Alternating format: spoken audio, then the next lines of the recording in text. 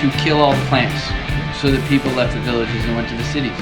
I mean, aside from the fact that the Agent Orange ended up harming the people, had it not, which is what we didn't know anyways, did you think that that was the solution to the village problem? Well, see, we weren't told that when we were told Agent Orange was being used or why it was being used.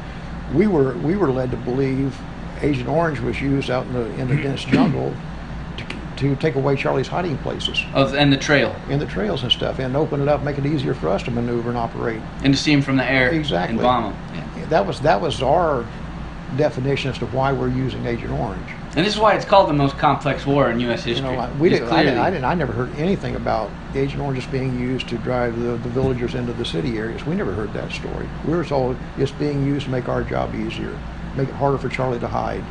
I'm sure it was both. And it probably was, but we were never told the other side of it. You know, of course, it didn't make a damn bit of difference. Well, they don't, and you know, I've studied war theory. One of the theories in war from Clausewitz, one of the most famous theorists, you know, Prussia, said that you don't want to tell the grunt the main goal because that's too much. Yeah. Point at a hill, yeah, and say, go get that hill. That's it. And that's clarifying enough. I'm going to read you, because we talk about this, we were talking about brotherhood, and now we're talking about, you know, walking through a village and who you can trust. There's only a few people you can trust, and those are the guys with you. Wholeheartedly. You try, and I'm speaking for myself, you trusted no one outside of your immediate platoon or immediate organization. I trusted somebody from another platoon or from another company, obviously, but outside of your people, you trusted absolutely nobody.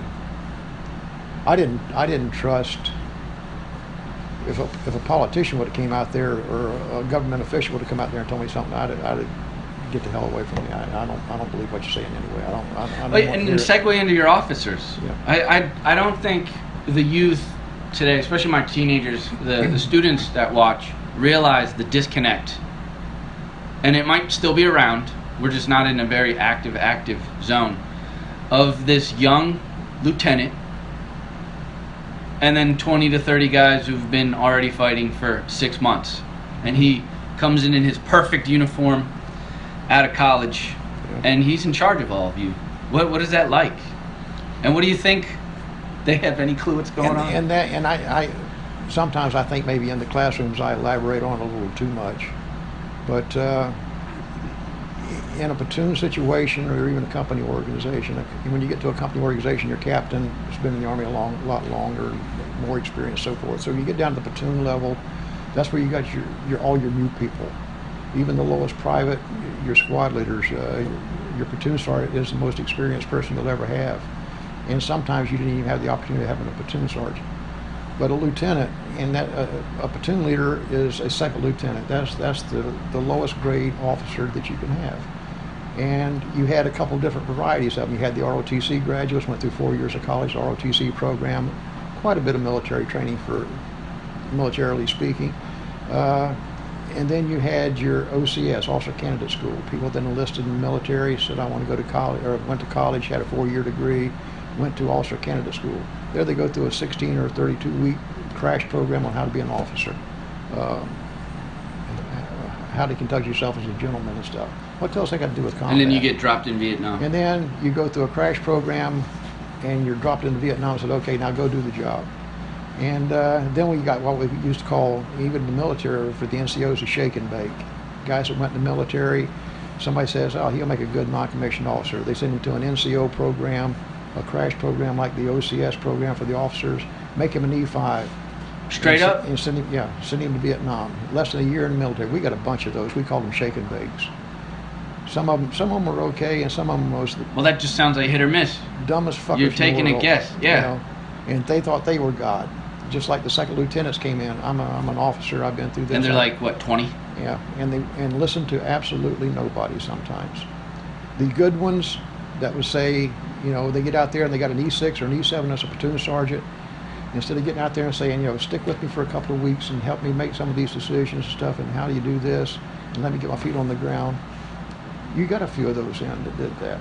And you got some out there, I'm the platoon leader and I know it all. And I think that goes, any leadership role, I bet you it's You don't know until you're there.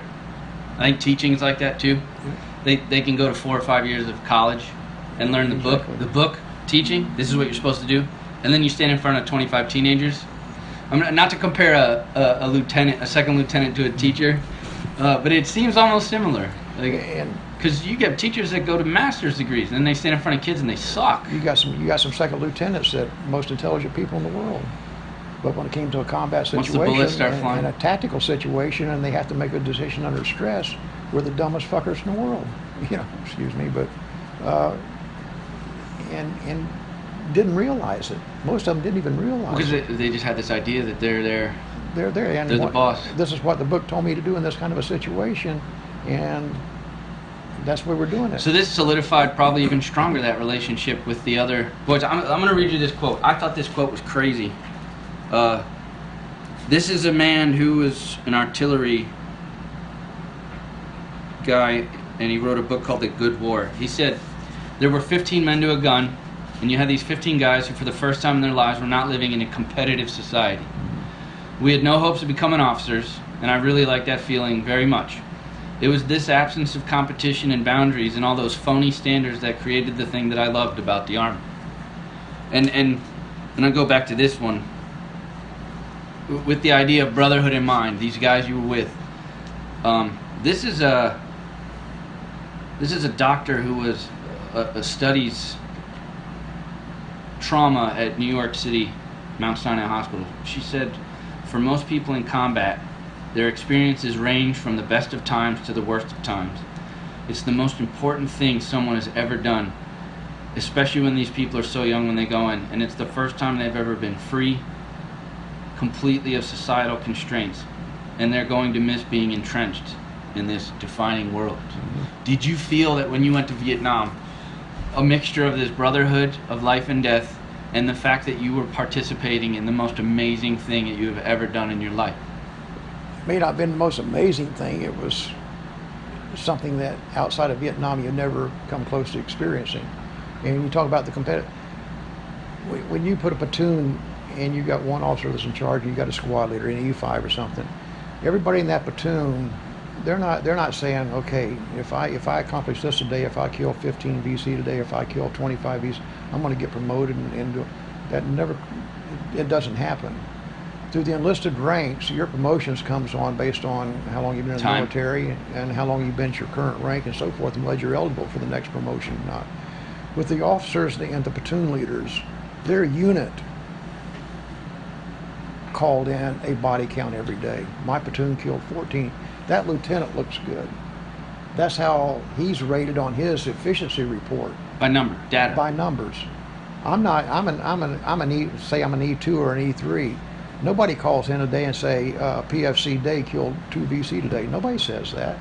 So I don't give a damn about this numbers thing. So it's really just wake up, survive, and wait for the next day. With your buddies, day. And wait for the next day. Cross off one more day on your helmet. That's one day closer to going home. That's the only thing you're looking at. The officers and the leaders and stuff that are responsible for showing what they've done that day, or verifying what they've done, or this is how good of a job my platoon is doing because we killed 14 VC today. And that's how they're rated. But it's not for that way for the individual. And that just makes that disconnect even bigger. Exactly. Do you keep his goal? If he's got 40 people there, and a good lieutenant, we're not talking about a good responsible lieutenant. We're talking about the average platoon leader. His goal is not how many did Private so and so kill today and stuff. How many is my platoon going to kill today? How many did I call in today? I don't want to call in a number count today and say 0.